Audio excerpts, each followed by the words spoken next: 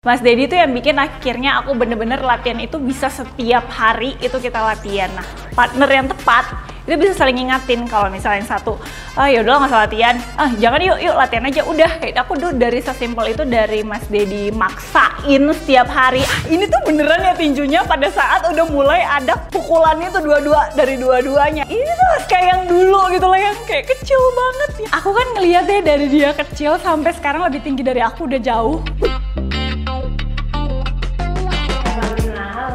Hai, halo. Nama aku Sabrina Khairunisa, umur aku tahun ini 30 tahun. Pekerjaannya apa ya? Apa aja lah yang bisa dikerjain. Entrepreneur, terus udah gitu juga content creators. Boleh cerita nggak sih awal mula perjalanan karir sebagai model? Kalau perjalanan karir aku itu dimulai dari aku SMA sebenarnya. Dulu itu modelnya bukan model catwalk sih, kalau aku itu lebih ke model bintang iklan. Jadi aku dari SMA itu dulu udah ikut casting-casting, ya sama lah kayak kebanyakan orang. Paling dari sekian puluh casting dalam sebulan yang keterima mungkin satu, dari mulai di sana dulu. Terus akhirnya aku pada saat usia 18 tahun kayaknya aku pertama kali ikut pemilihan Putri Indonesia. Mulai kelihatan nih, kelihatannya dalam artian oh passion aku di mana, yang aku suka kerjaannya seperti apa, karirnya udah kelihatan, jadi udah bisa sejalan sama hobinya aku juga. Jadi dari situ sih sebenarnya awalnya karirnya. Emang keinginan sendiri atau ada dorongan dari orang sekitar?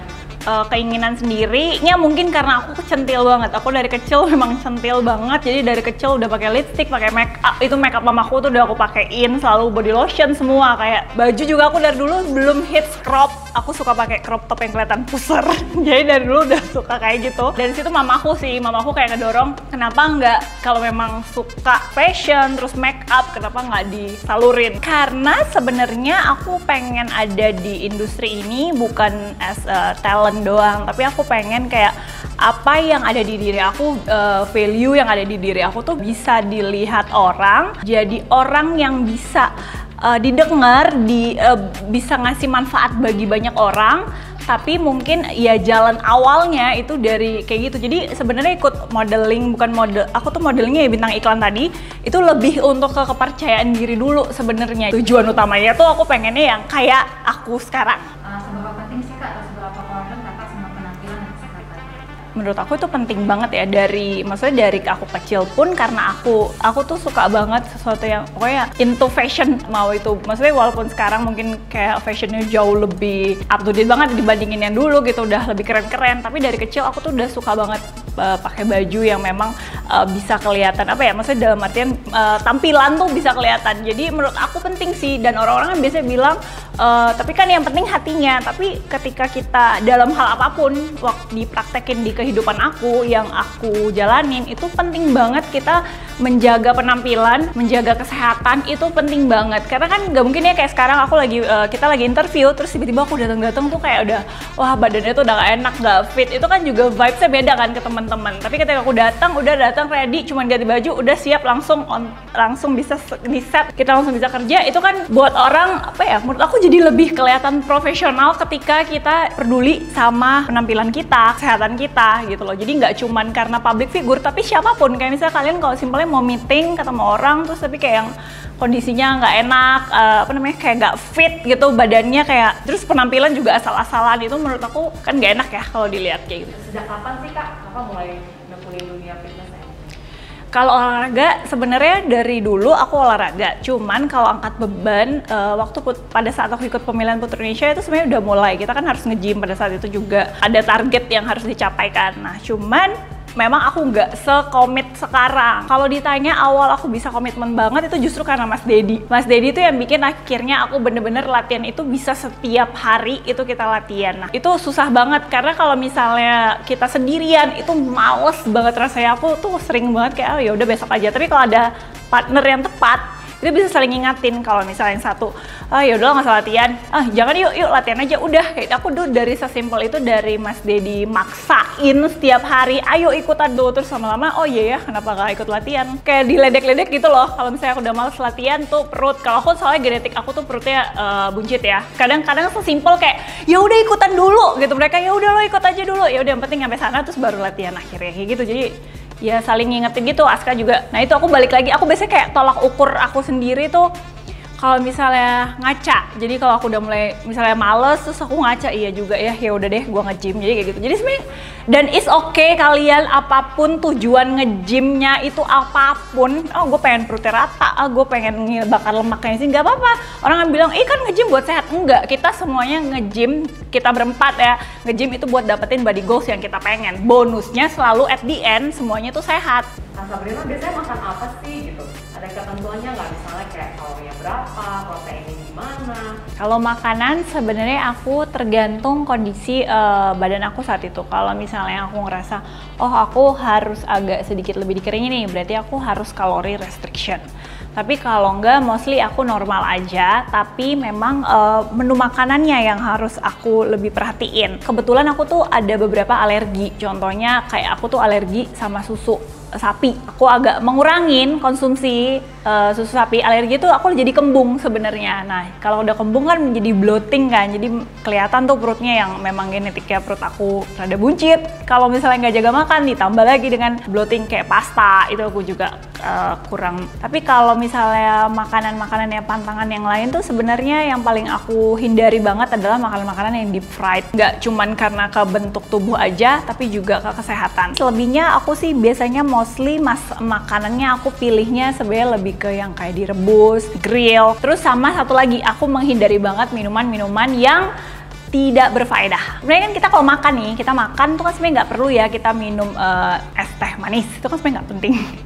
Kalorinya lumayan, tapi sebenarnya buat tubuh tuh nggak dibutuhin gitu. Nah kayak terus minuman-minuman boba gitu, nah itu aku paling strict banget sama yang kayak gitu. Sebulan sekali aja belum tentu gitu. Tapi kalau untuk keseharian aku sangat cut banget tuh untuk minuman-minuman yang rasa yang manis yang sebenarnya nggak dibutuhin sama tubuh. Sebenarnya aku tuh apa aja sih nggak bawel, yang penting masakannya healthy food itu makanan yang aku tuh kalau healthy food lebih suka makanan rumah, jadi kayak mendingan dibuatin aja gitu. Jadi yang penting masakan Indonesia tapi dibikin sehat, jadi proteinnya lebih banyak.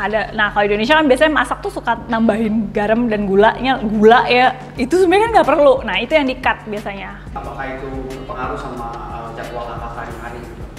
Nggak selalu kan kita bisa siapin. Iya, itu sih susahnya ya kadang, apalagi kayak misalnya kayak sekarang nih kan, ya aku pesen makanan, maksudnya sometimes ya udahlah apa aja. Sekarang tuh kita keluar rumah tuh hampir setiap hari nggak sih, orang kerja kantoran apalagi. Jadi paling kalau menurut aku caranya adalah misalnya sometimes nih kita atur misalnya dari sehari itu kan ada 3 kali makan ya. Mungkin kalau misalnya yang makanan yang nggak bisa bersihnya gimana ya, kalau beli kan nggak bisa bersih, gue nggak bisa masak sendiri, apalagi mungkin yang ngekos. Ya udah misalnya makan siang doang deh yang makannya yang kayak yang makanan sembarangan gitu. Nah tapi kan paginya mungkin kita kalau sarapan masih bisa bikin sendiri. Salah satu caranya yang bisa dilakukan adalah dengan konsumsi meal replacement. Sebenarnya itu nolong banget sekarang di kondisi sekarang. Dulu aku tetap gimana caranya kekeh nih untuk konsumsi makanan utuh. Tapi sekarang seiring jalannya waktu, teknologi itu selalu berubah, sains selalu berubah, mereka selalu update. Yang tadinya meal replacement itu menurut aku sebenarnya, ya ini nutrisinya masih kurang nih, atau nggak kadar gulanya ketinggian. Tapi sekarang ya itu ya, kalau sekarang tuh kan serba gampang ya, udah canggih, udah banyak diupdate terus nih. Akhirnya menurut aku sekarang kayak konsumsi meal replacement bisa dibilang yang penyelamat hidup. Dan untuk teman-teman misalnya yang kayak aku kalau lagi kalori restriction itu nolong banget, dan meal replacement itu bisa dibilang ngenyanginnya jauh lebih panjang sometimes dibandingin makanan yang kita makan. Meal replacement ya makanan pengganti dari makanan utuh, dari whole food. Makanan whole food tuh makanan yang kita biasa makan ya, nasi goreng, ayam panggang. Kenapa dia bisa disebut meal replacement? Karena sebenarnya isinya, kandungan nutrisi yang ada di dalam itu bener-bener cukup, bahkan sometimes bisa lebih baik dari apa yang kita makan secara utuh. Pilihannya junk food or makan meal replacement. Kalau misalnya kalian tanya aku, itu pasti nutrisinya lebih terpenuhin di meal replacement. Tapi memang biasanya fungsi dari meal replacement ini adalah makanan pengganti di kondisi-kondisi yang memang bukan jadi kayak setiap hari minum meal replacement aja, nggak gitu juga konsepnya. Jadi biasanya kita lebih menyeimbangkan. Kalau misalnya kondisinya nih kayak aku, biasanya aku lebih sering siang. Aku kalau konsumsi meal replacement itu siang. Kenapa? Karena aku siang itu lebih banyak kerjaan, jadi aku butuh yang cepat. Kalau kayak sekarang aja kita lagi interview kayak gini, itu kan otak tuh kekuras banget ya, sering skip makan tuh sering banget. That's why aku kadang butuh makanan yang memang cepet. Jadi nggak cuma nutrisinya aja yang terpenuhi, tapi juga butuh makanan yang cepat bisa disajikan. Nah, daripada kayak tadi, daripada pesen makanan yang sometimes kadang bilang kalau makanan kotor tuh bukan makanan yang kotor, as in kotor ya, tapi makanan sembarangan gitu yang aku kadang tahu juga kadar gulanya tinggi banget, terus juga proteinnya kecil banget. Jadi aku lebih pilih ya udah kalau siang, pada saat siang itulah aku konsumsi meal replacement biasanya. Ada nggak sih anjuran kakak atau rekomendasi atau mungkin yang kakak konsumsi sendiri selama ini tentang meal replacement? Oke, dari sekian banyak meal replacement, ini satu-satunya meal replacement yang akhirnya aku mau cobain dan jadi salah satu masuk di pola makan aku sehari-hari. Ini aku kasih tau ya. Nah, ini dari Flim meal replacement yang menurut aku bener-bener paket komplit. Kenapa? Yang pertama, dia tuh nutrisinya bener-bener cukup banget untuk aku. Jadi kayak proteinnya tuh ada 18 gram. Kalian bayangin ya, meal replacement itu tuh hampir nggak ada kayaknya menurut aku, apalagi yang Indonesia, ini buatan Indonesia. 18 gram itu setara dengan whey protein yang biasanya kita konsumsi kalau lagi olahraga. Terus yang paling aku bikin, wah ini sih keren banget menurut aku, itu kadar gulanya. Kadar gulanya cuma 2 gram, itu kayak kadar gula 2 gram itu ya baru aku temuin di Flim Meal. Kita masih punya space untuk konsumsi asupan gula dari makanan utuh lainnya, jadi nggak feeling guilty, nggak waduh gue udah minum ini gulanya udah berapa nih segini sehari. Itu penting banget, soalnya dulu aku menghindari minum meal replacement, salah satunya alasannya ya karena gulanya biasanya tinggi. Kalau misalnya kadar gulanya tinggi, nutrisinya terpenuhi, tapi kan mikir kan, kalau ini tuh udah nggak pakai mikir, terus gampang banget, cuman dipakai air doang, campurin air, udah beres dimanapun bisa. Bahkan kayak nggak perlu air dingin, air biasa juga nggak masalah. Aku biasanya kalau misalnya di mobil itu tinggal bikin juga gampang banget. Tuh, isinya kayak gini, dibawa itu gampang banget. Rasanya kayak gitu sekarang ke rasanya ya. Rasanya aku suka banget karena itu bener-bener rasa sereal coklat, sehat, tapi nggak yang biasanya kalau orang kan biasanya makan makanan sehat, ini pasti udah underestimate gitu, pasti gak enak, pasti kayak pasti rasanya aneh. Kalau menurut aku ini adalah meal replacement yang paling enak yang aku pernah cobain, dan ini nggak bohong, beneran enak. Karena aku orangnya nggak suka sesuatu yang terlalu manis, jadi menurut aku ini enak banget, pas banget, nggak bikin enak. Dan yang aku suka dia itu buat aku yang lactose intoleran aman banget karena emang nggak ada susunya yang rasa coklat ini, jadi kayak penyelamat sih. Nih bayangin aja, cuman kalau biasanya aku minum udah cuma aku campur air, di shake doang udah beres. Nggak usah di shake juga, sebenarnya diaduk juga boleh, jadi nggak mesti aduh aku harus bawa shaker dong. Nope. Di kantor ada pantry kan, ya udah pinjam aja gelas pantry, pakai sendok, udah selesai minum, beres, makan siang beres. Atau bisa di pagi hari, minumnya itu bebas pagi, siang, malam. Kalau aku lebih sering di siang karena ya itu sesuai sama kebutuhan aku. Jadi aku bilang kayak ini jujur ya, kalau misalnya kalian bilang Flim Meal itu enak, buat aku enak. Tapi kalau kalian expect-nya dia seenak boba, ya enggak, ya dong, nggak mungkin dong gitu. Tapi untuk makanan sehat ini udah dibikin sedemikian rupa untuk bisa dinikmatin. Atau produk itu dari mana sih? Pertama kali dari Dennis lah pastinya. Tahu Flim Meal tuh udah ngeliat kan di Instagram Dennis ada Flim Meal. Aku mikirnya kayak oh ini another meal replacement aja gitu tadinya. Terus pas Mas Dedi sempet cobain, terus aku bilang enak nggak? Dia bilang enak, bener-bener kayak rasa sereal gitu. Nah pas aku coba, ini enak banget sih. Menurut aku ini enak banget ya. Teman-teman tuh banyak kan nanyain biasanya gimana sih maksudnya kita kalau misalnya di luar itu nggak bisa masak, kondisinya nggak bisa bikin makanan sehat sendiri. Nah aku bilang ini menurut aku solusi banget untuk apalagi teman-teman yang lagi program diet. Flim Meal ini bisa dijadiin makanan pengganti sekaligus kalian bantu kalori restriction. Jadi kalian bisa defisit kalori dengan konsumsi Flim Meal di jam makan kalian, misalnya di jam makan siang atau pagi ataupun malam. Itu lumayan banget loh, ke-skip misalnya kalian biasanya makan siang tuh sekitar 500 sampai 600 kalori. Flim Meal itu cuman sekitar 200-an ya kalau nggak salah. 100 iya.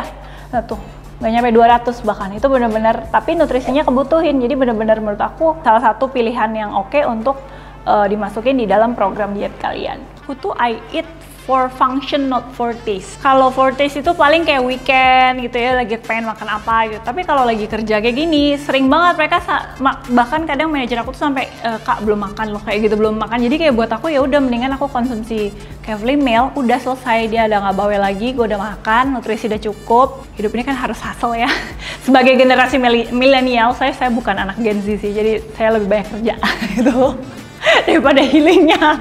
Jadi buat saya itu healing udah ntar aja kan gitu. Jadi harus, waktu itu adalah bener-bener time is money banget buat aku. Jadi emang paling tepat tuh deh. Kandungan itu sebenarnya seratnya tinggi ya. Jadi kayak terus udah gitu kan protein. Jadi jauh lebih nahannya, kenyangnya lama. Karena sometimes makanan yang kita makan karbonya terlalu besar, itu malah jadi karbo itu kan kayak cepet banget kita lapar. Berasa nggak kalau abis makan karbo yang terlalu banyak ngantuk? Nah ini yang paling penting. Kenapa aku minum flame meal siang? Biar kerjanya konsen. Kalau makan nasi siang, gue tidur abis itu pasti. Kak, pesan buat anak muda dong yang berkeluar untuk jaga kesehatan. Oke, pesan buat anak muda berarti gue udah nggak muda. Tapi yang paling penting ya buat teman-teman yang mungkin usianya seumuran aku ataupun di bawah, apalagi anak teman-teman yang mungkin masih lebih muda, benar-benar harus manfaatin waktu, itu penting. Dan jangan lupa juga untuk jaga tubuh kita, kesehatan tubuh ya, itu benar-benar berpengaruh banget untuk menjalanin apapun di hidup yang memang kamu tuju sebenarnya. Karena kalau kitanya, ya itu tadi, kalau kita nggak fit, kalau kita kondisinya kurang baik, nggak enak, jadi males, moodnya beda, itu juga pengaruh ke apapun yang kamu mau jalanin. Dan aku pengen kayak bener-bener sampai tua pun aku pengen jadi nenek-nenek gaul nanti ya gitu. Gantinya makan, Flim Mealin aja. Punya solusi bersama Flim Tea, tubuh lebih seksi.